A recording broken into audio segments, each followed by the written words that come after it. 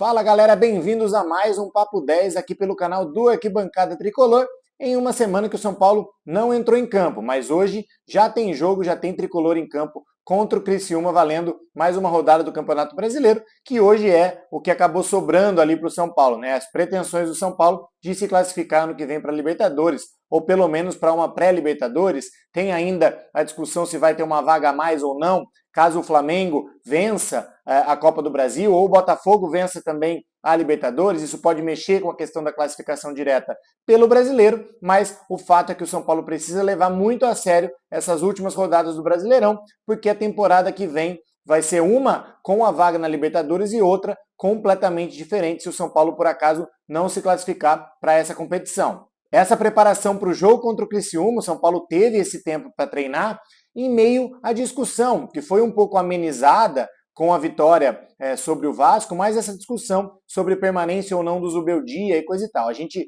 já vinha falando aqui em outros vídeos que a questão do Zubeldia passava muito por ele se ajudar um pouco. E como ele poderia se ajudar? Mudando um pouco algumas teimosias, algumas convicções dele no comando do time do São Paulo, que já não se mostravam assim tão acertadas.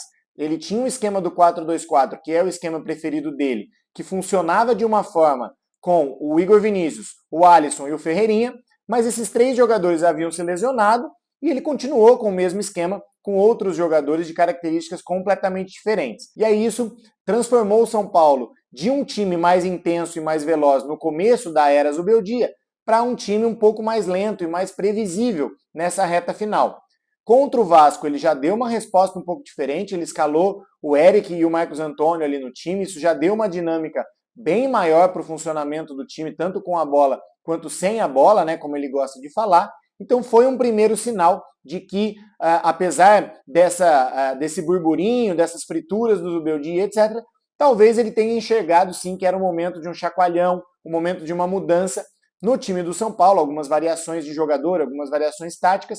Talvez ele tenha enxergado isso, pelo menos o jogo contra o Vasco foi um indício de que essas mudanças podem acontecer para o bem, e aí amenizou um pouco essa questão do Zubeldia, tá um pouco mais tranquilo esse papo de que ele ia sair, ou de que há um fogo amigo dentro da diretoria, isso pelo menos num primeiro momento diminuiu. Vamos ver no jogo de hoje contra o Criciúma se ele mantém essa linha das mudanças. Eu acho que o tempo de treino que ele está tendo é muito bom para isso, porque antes ele estava num calendário super apertado, ou se ele vai voltar para aquela escalação de um time mais experiente, os jogadores mais cascudos.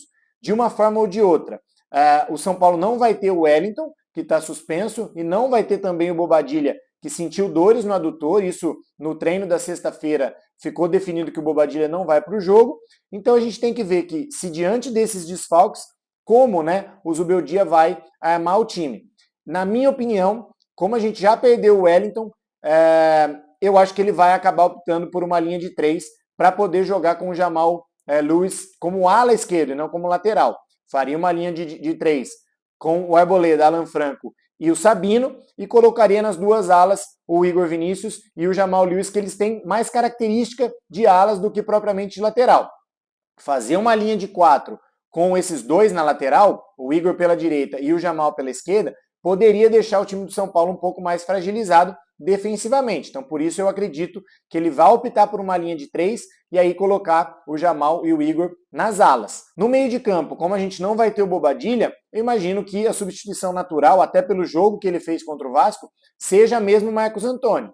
E aí vai faltar para o Zubeldia escolher também, né, optar também pelos jogadores que ele vai utilizar na linha de frente. Se ele vai manter, por exemplo, um jogador mais ágil, como o Eric Ferreirinha, ou o próprio William Gomes, do lado do Lucas e do Caleri, ou se ele vai fazer o Lucas jogar num 3 zagueiros como um armador, como um camisa 10, e uma dupla de ataque com Caleri e Luciano. Eu, se fosse para apostar, apostaria que ele vai com 3 zagueiros, e aí Marcos Antônio, Luiz Gustavo, Lucas, Luciano e Caleri.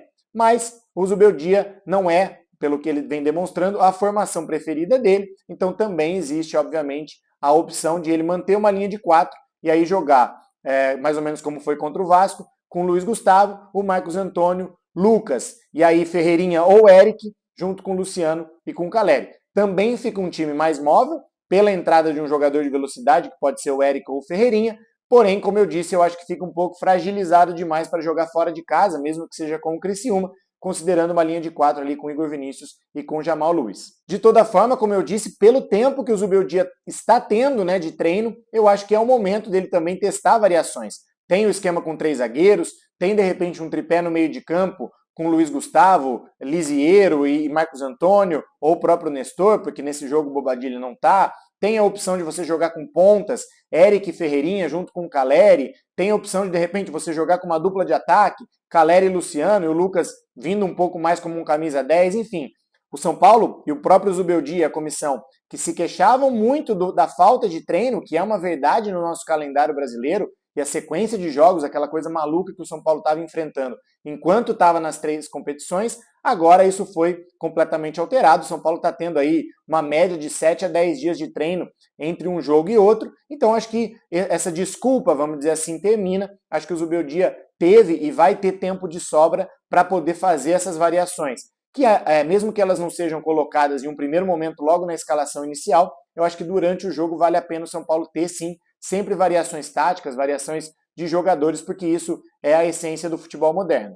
Então é isso, esse foi mais um Papo 10. Hoje tem jogo do Tricolor contra o Criciúma. Vamos torcer para que o São Paulo engate aí mais uma vitória para permanecer nessa briga de G4, G5, G6, para pelo menos conseguir uma vaga na pré-Libertadores do ano que vem. Lembrando que o São Paulo no ano que vem vai entrar nesse processo de reestruturação financeira, a criação do FIDIC vai ter uma série de obrigações para cumprir junto ao fundo, obrigações esportivas de investimento, um teto de gastos do futebol. Então essa vaga para a Libertadores é essencial para que o São Paulo consiga uma arrecadação melhor, um ganho melhor esportivo e, de repente, por que não, montar um elenco um pouco mais competitivo, mesmo com o teto de gastos que a gente vai ter que cumprir.